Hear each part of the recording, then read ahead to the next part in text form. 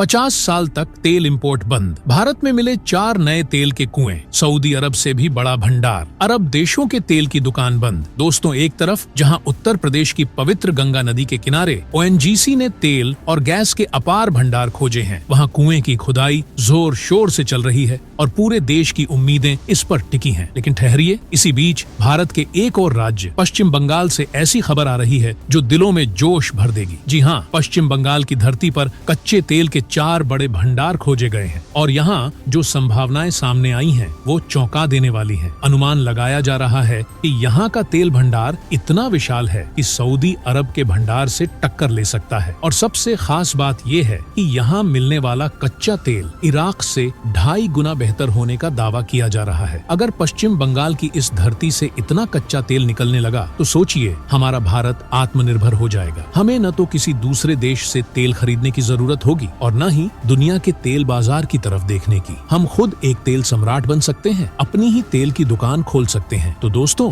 अब वक्त आ गया है कि हम इस गर्व भरी खबर का जश्न मनाएं। जैसे जैसे ONGC इस कच्चे तेल को धरती से निकालने की तैयारी में जुटी है, वैसे वैसे भारत का भविष्य उज्जवल होता जा रहा है। और हाँ, अगर आपको भी गर्व महसूस हो रहा है तो इस वीडियो को लाइक जरूर करिए, क्योंकि ये तो बस शुरुआत है। असली क्रांति अब आने वाली है। देखिए, इस दुनिया में अगर बात की जाए सबसे बड़े कंज्यूमर देशों की, तो भारत और चीन सबसे आगे हैं। ये दोनों देश एशिया की सबसे बड़ी जनसंख्या रखते हैं और इस वजह से ये दुनिया के सबसे बड़े बाजार भी हैं। चाहे रोजमर्रा की चीजें हों, जैसे खाने पीने की वस्तुएं या कपड़े, या फिर बड़ी सुविधाओं के लिए जरूरी चीजें जैसे ट्रांसपोर्टेशन, इलेक्ट्रॉनिक्स और मशीनरी, भारत और चीन हर मामले में सबसे बड़े कंज्यूमर हैं। अब ये बात साफ है कि जब इतने बड़े मार्केट होंगे तो जाहिर है कि यहाँ रिसोर्सेज की मांग भी सबसे ज्यादा होगी और इसका सीधा मतलब ये है कि भारत और चीन में ऊर्जा की खपत भी सबसे अधिक होती है। दुनिया भर के एनर्जी प्रोड्यूसर देश इस मौके को भुनाने के लिए भारत और चीन के बाजार में घुसने की कोशिश करते हैं ताकि यहाँ से मोटी कमाई की जा सके, और सच कहें तो वे ऐसा कर भी रहे हैं। अब बात आती है ऊर्जा की। इसको हासिल करने के लिए कच्चा तेल, कोयला,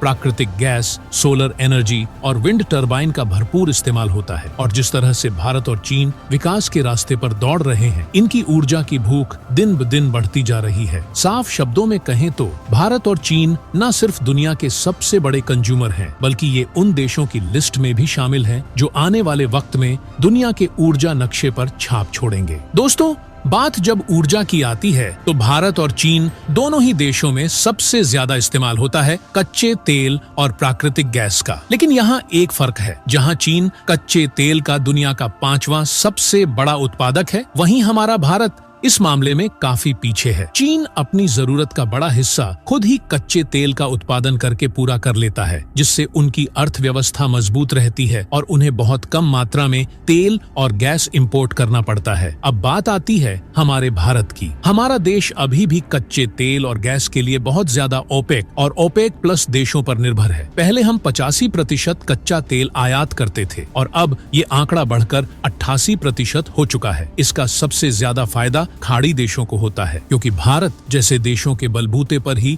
उनकी तेल और गैस की दुकान चलती है। लेकिन जरा सोचिए, अगर मैं कहूं कि खाड़ी देशों की ये दुकान बंद हो सकती है तो क्या आप यकीन करेंगे? शायद नहीं, क्योंकि हम पर दूसरे देशों से कच्चा तेल और गैस खरीदने की निर्भरता इतनी बढ़ चुकी है कि हर साल लगभग 200 अरब डॉलर हमारी विदेशी मुद्रा सिर्फ इस तेल और गैस की खरीद में खर्च हो जाती है। ये एक बड़ी समस्या है, लेकिन हल भी कहीं न कहीं हमारी ही जमीन के भीतर छिपा है। दोस्तों, अब आप चौंक जाएंगे ये जानकर कि खाड़ी देशों की तेल की दुकान पर ताला लगने वाला है। हाँ, आपने सही सुना। भारत में जिस रफ्तार से कच्चे तेल के भंडार खोजे जा रहे हैं, उससे ओपेक और ओपेक प्लस कंट्रीज की धड़कनें तेज हो गई हैं। हाल ही में उत्तर प्रदेश के बलिया जिले में तेल के भंडार खोजे गए और वहाँ ONGC ने खुदाई शुरू कर दी। मगर कहानी यहीं खत्म नहीं होती। खबरें आ रही हैं कि पश्चिम बंगाल में भी 4 बड़े कच्चे तेल के भंडार खोजे जा चुके हैं। अगर आप मैप पर देखें तो बंगाल के पास ये हाईलाइटेड येलो एरिया, यही है भारत का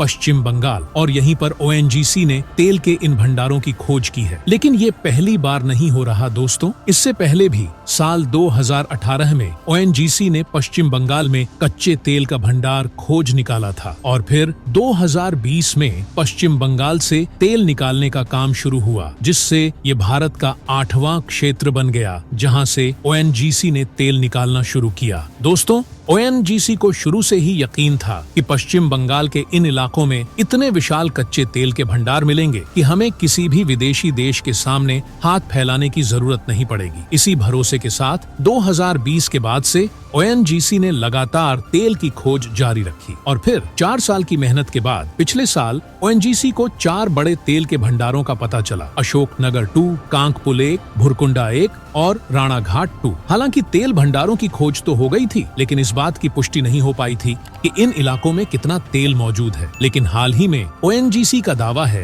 कि इन चारों इलाकों में भारी मात्रा में कच्चा तेल छिपा हुआ है। इस दावे के पीछे ओएनजीसी का मजबूत जियोलॉजिकल सर्वे है, जिसमें मिट्टी और पानी में मौजूद गैसों का एनालिसिस किया गया, ताकि ये पक्का हो सके कि जमीन के नीचे तेल की भरमार है। अब ओएनजीसी इन इलाकों में कुएं की खुदाई कर तेल निकालना चाहती है, लेकिन एक अड़चन आ गई है। अभी तक राज्य सरकार की तरफ से इस इलाके की जमीन लीज पर लेने के लिए अप्रूवल नहीं मिला है। जैसे ही सरकार से मंजूरी मिलती है, ओएनजीसी तेल के कुएं खोदने का काम शुरू कर देगी। दोस्तों, कुछ रिपोर्ट्स का दावा है कि बंगाल की खाड़ी में करीब 30 अरब टन तेल छिपा है, जो इराक के भंडार का 2.5 गुना और सऊदी अरब के बराबर माना जा रहा है। अगर हम मोटे अनुमानों पर गौर करें तो हमारे एक्सक्लूसिव इकोनॉमिक जोन में अब तक न खोजे गए तेल संसाधन 74 बिलियन टन से अधिक हो सकते हैं। ये भंडार भारत की अगले 50 सालों की ऊर्जा जरूरतों को पूरा करने के लिए काफी होंगे। सोचिए, अगर हमें ये भंडार पहले मिल जाते तो न जाने कितने बिलियन डॉलर हम बचा सकते थे। हमारी रिफाइनरियां अपनी पूरी क्षमता पर काम करके तेल को रिफाइन करती, और न केवल अपनी जरूरतें पूरी होती, बल्कि हम तेल को दूसरे देशों में भी एक्सपोर्ट कर सकते थे। अब भारत सरकार भी इस बात को समझ रही है। यही वजह है कि पेट्रोलियम रिजर्व्स को एक्सप्लोर करने के लिए 5,500 करोड़ रुपए से अधिक का बजट एलोकेट किया गया है। अब सवाल ये उठता है कि अगर भारत में इतने बड़े तेल भंडार हैं, तो क्या सरकार ओएनजीसी को तुरंत खुदाई शुरू करने की अनुमति नहीं दे सकती? अगर ओएनजीसी अकेले इस काम को अंजाम नहीं दे पाती, तो उन्हें विदेशी भागीदारों की मदद लेनी चाहिए, ताकि इन भंडारों का पूरा फायदा उठाया जा सके। अब सोचिए, इतने विशाल तेल भंडार अगर भारत के पास हो,